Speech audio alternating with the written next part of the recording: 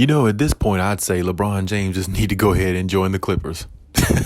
And I'm just saying that because, what I'm saying, honestly, the Clippers have to be laughing at a situation like this. And how in the world can the Clippers beat a team like the Indiana Pacers without Kawhi and PG? And Zubac goes for 31 points and 29 rebounds. Granted, he had a monster game. But how does the Clippers beat a team without their two stars in Kawhi and PG in the Indiana Pacers?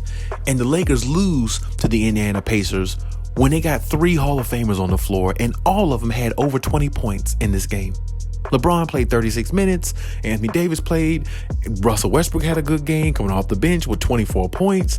How in the world do you lose to a team like Indiana with three of your top players on the floor with your squad? The only thing you're missing is the Patrick Beverley, a man who can't score worth a damn anyway, and who really isn't worth a damn at all. He really should be in the G League at this point.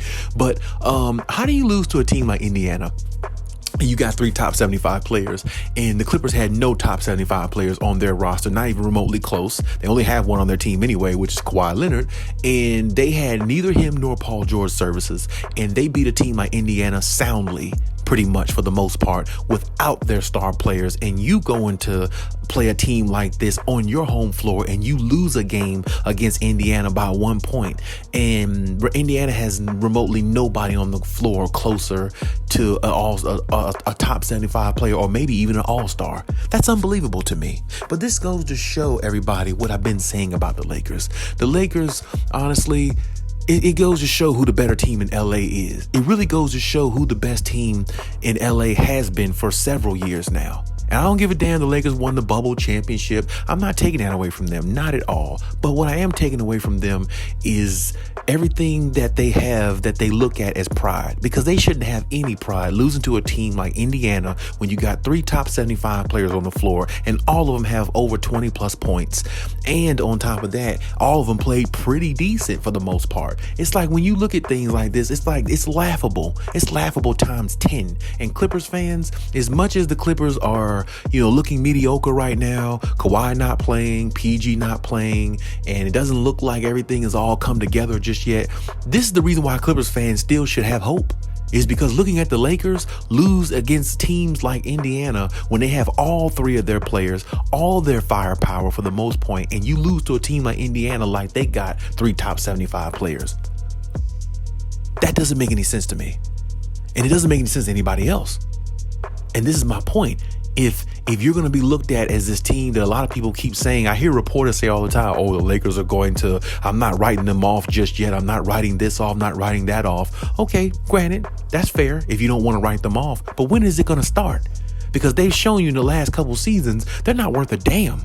They're not worth a damn with three top 75 players on the floor. Now they got one coming off the bench in Russell Westbrook, who's playing a little bit better. Don't get me wrong, but the turnovers are still there. The mistakes are still there. The issues are still there, and they're still losing. Right now, they're 7-12.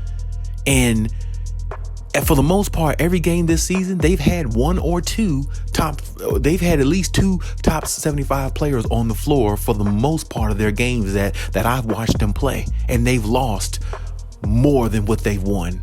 They're 5 games under 500, and I can't really see how.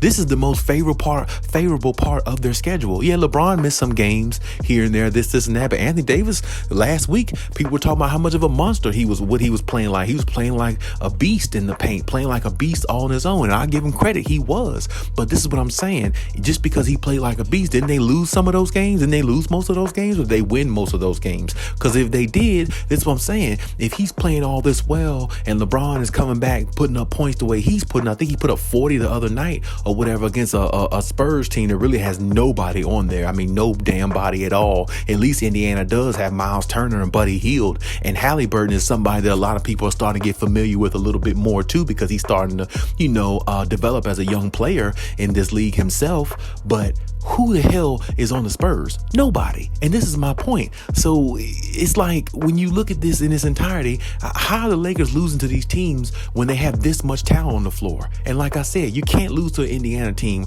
with three of your top 75 players there. You can't do that. There's no way possible. And, you hear people talk about, oh, well, the Lakers this, Lakers that. They got Austin Reeves. They got Lonnie Walker the fourth. He's playing good. And they got LeBron, and they'll be okay because Anthony Davis. But how are they going to be okay when you look at the product on the floor and it doesn't even look like what the Clippers have without their 2 stars? The Clippers don't have their 2 stars. And granted, the Clippers have a lot of depth this year. But what about last year? The Clippers didn't have all this depth last year. Last year, they didn't have John Wall. Last year, the early part of the season, they didn't have Covington and Norman Powell. They didn't have none of that talent. They had none of that last year. But you know something? They found a way to be better. They found a way to go out there and, make the best of their season and go out there and find a way to make the play-in tournament. When the Lakers had 3 top 75 players and they couldn't even make a play-in tournament. And the way it's looking this year is very suspect whether they'll make the play-in tournament this year. I mean, right now you're in the 12th seed. And granted, everybody in the West is a few games, from the top spot because it's so close in the West. But at the same time, who in the West do the Lakers really scare? Who in the West that the Lakers match up well against? I don't think it's nobody. We definitely know they don't match up well against the Clippers. With or without Kawhi Leonard or PG, I feel like the Clippers can beat the Lakers in a 7-game series even if they didn't have Kawhi and PG for the whole 7-game series. I feel like the Clippers would find a way to beat them. I feel like it would go 7 games if they didn't have Kawhi and PG on the floor if they played the Lakers in a 7-game series. But ultimately, I think the Clippers will pull it out in a Game 7 with their role players. Because it's like, damn, the Lakers just don't have what it takes to win. And LeBron is old. He's just stat padding just so he can break that record. But what the hell is the record when you're not winning? What the hell is the record when you're not even going to be a playoff team? First of all, when we talk about LA here, we're talking about a place here where we are that has high expectations. And that's championship or bust. So if you can't even make a play-in tournament, why are we even talking about the Lakers? Why do we even hear them on TV? And I get sick and tired of watching Undisputed to hear Shannon always want to speak on the Lakers and the only thing they want to talk about is the Lakers. How about talk about the Clippers sometime? I mean, hell, the Clippers don't have their superstars, but I mean, hell, they got a better record than the Lakers. They're beating teams that the Lakers are not beating without their starting players, and the Lakers got all their starters, and they're still losing. And you can blame it on Darvin Ham. You can blame it on a multitude of things when it comes to the Lakers. But case, point, and period, this really proves how good the Clippers are in regards to the Lakers. And the reason why the Clippers probably should be talked about more than the Lakers are, just because the Lakers got LeBron James on there. He's chasing this ghost record that nobody cares about, and nobody's ever going to care about really in the future because, yeah, he got a lot of it through stat padding. He didn't get a lot of it through gaining those stats while they were winning. And of course, I know LeBron's old. He can't carry a team the way he used to. I understand that. I wholeheartedly understand that. But they talk about the Lakers so much as in like they're so shocked that the Lakers are playing this bad and how the Lakers are going to make this turnaround the season and they're not giving up on them. You hear all these analysts say that. But when is time to hit the panic button? When is it time to hit the panic meter? Because the Lakers have been showing you this for a whole season and dating back, or this season, dating back to all of last season. They're showing you the same thing they showed you last year.